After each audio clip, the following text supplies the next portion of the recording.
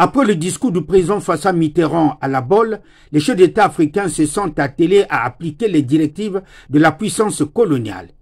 Irruption des conférences nationales ça et là, selon la fortune de chaque pays francophone.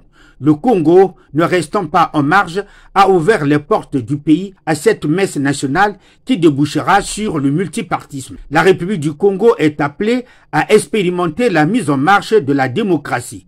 Le premier scrutin présidentiel fut alors organisé en 1992.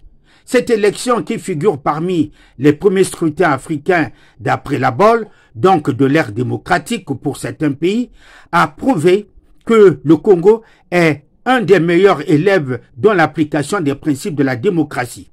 Le président sortant, Denis Sassou Nguesso, perd l'élection, reconnaît vaillamment sa défaite, appelle le nouvel élu au téléphone, le félicitant de sa brillante victoire.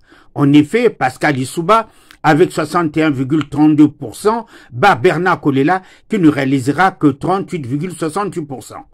La passation de service s'effectue dans un climat d'allégresse totale jamais connu dans le pays.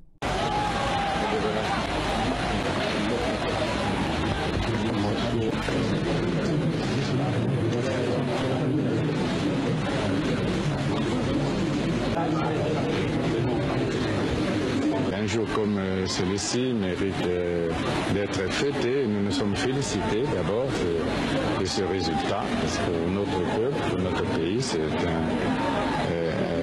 un résultat magnifique.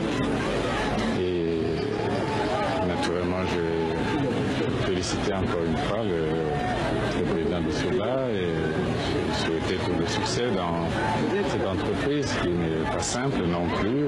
C'est beaucoup de travail.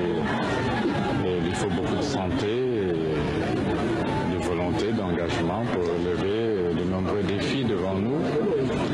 Et on ne pourrait que faire le tour d'horizon des questions nationales et internationales. À l'exemple du président Mathieu Kérékou du Bénin, le président Denis Sassou Nguesso a été aussi animé par une farouche volonté de voir la démocratie prendre corps et s'enraciner durablement au Congo. Ce jour, cette nuit, le Congo avait fêté l'événement jusqu'au grand matin. Demain, alors là, demain, avec le même personnage, il est possible que le Congo réédite cet extraordinaire exploit.